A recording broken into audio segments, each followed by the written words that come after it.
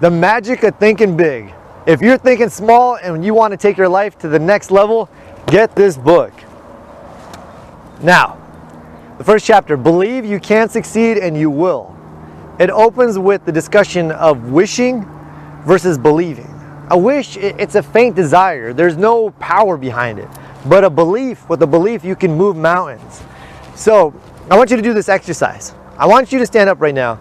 And I want you to stand as if you wish something would happen. Feel your posture. It's usually pretty lackadaisical.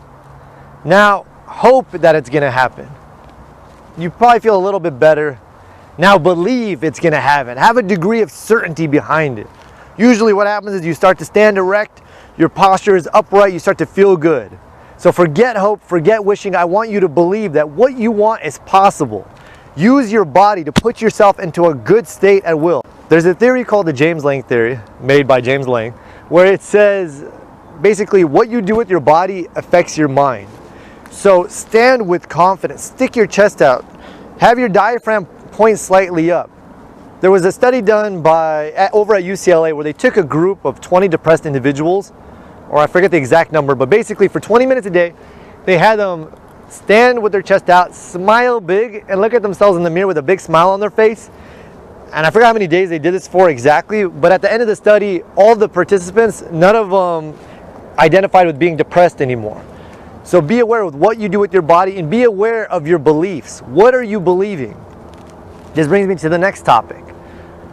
Belief is positive power. It attracts, it creates in your life what it is you want. Disbelief, doubt, worry, that's negative power. So one is moving you towards what you want, one is moving you away towards what you want. So be aware, does what I'm thinking serve me? If it serves you, continue to believe it. If it doesn't serve you, even though it might seem correct, disregard it. Only accept an idea into your life if it meets two criteria. If it's positive and if it's logical. For instance, if I tell you you can fly, it might seem positive, but don't jump off a building or a bridge. But if I tell you that you can earn over $100,000 a year through your business, it's positive and logical, assuming that you're in the right system, and believe that and work on that. And whatever type of belief that you give yourself, your brain is going to start looking for evidence that it's true. So start to give yourself positive beliefs. And I'm going to get to that in a moment as to how to change beliefs. So how to change your beliefs. What is a belief? A belief is just a thought you've thought over and over again until you've convinced yourself that it's true. How do you change a belief? Start thinking a new thought.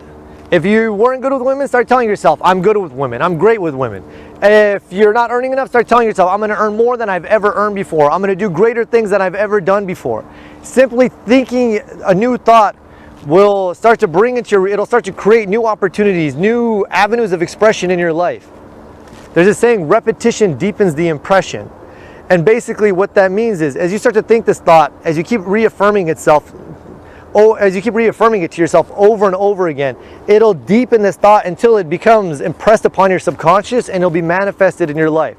So start to think new thoughts. Change your beliefs to beliefs that serve you. Believe big. If you're going to believe big. The quality of your life is predicated upon the quality of your beliefs. This reminds me of a story. I had a friend, great guy, who he told me, he said, Tony, I want to meet a high quality woman. A woman of class, of character, somebody he can bring home to his mom, he could start a family with. And I knew this amazing woman, fantastic, beautiful, in great shape, hardworking. I mean, she just, she met all of his criteria and more. So I told him, I said, hey, I showed him a picture of the woman, gorgeous. And he sees the picture and he's like, oh, and he starts making up excuses. She's probably, I don't know, a gold digger. She's probably wild. She's probably this. She's probably all these things. Why? Because his belief didn't match what was possible for him. So believe in yourself. Believe big. Take a chance. Let life be a social experiment.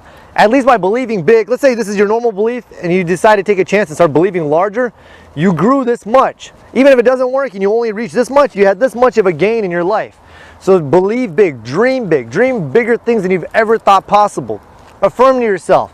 Use affirmations, use visualizations. And when you visualize, put yourself in a relaxed state and visualize what you want. Really feel it so that it really deepens the impression on your subconscious and your life changes. Think of your brain like a thought factory.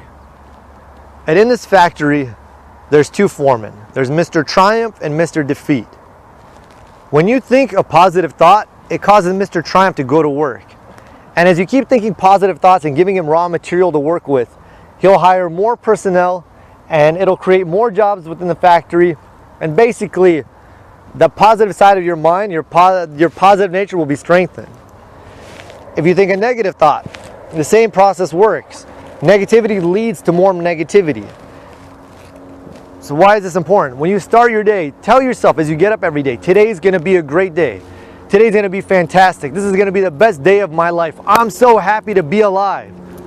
What's going to happen is you're going to start putting out that positive state, and your brain is going to start looking for evidence that this is real, which will reinforce your positive beliefs and cause you to take greater action in your life. So start with believing in yourself. Believe that you can do it. Believe that good things are going to happen, and they will. It'll strengthen your thought factory. Mr. Triumph will take over. He'll take over in your life, and amazing things will start to happen in your life. Remind yourself regularly that you're better than you think you are. You are better than you think you are. Your inner potential it's practically infinite. There's so many things that you could do that you're not even aware of right now, that if you knew, it would just blow your mind. So tell yourself regularly, you're greater than you think you are. You are more than you think you are. And lastly, get yourself on a program of self-development. Get yourself on some type of consistent program. Just like you exercise your body to stay in shape, exercise your mind, exercise your soul. Get yourself into the best level, into the best shape that you possibly can. So that when adversities in life, they come into your life, you'll be on such a high state that they won't even faze you. In fact, you'll use them as opportunities for growth. So get yourself on some type of self-development plan. What I do is I just read every day. I read, I listen to audiobooks while I drive, I do affirmations while I work out, and it keeps me in this high positive state. People tell me, Tony, you have such great energy, and that's what I'm doing. I'm filling my mind with positive things. There's that acronym GIGO, garbage in, garbage out, good in, good out.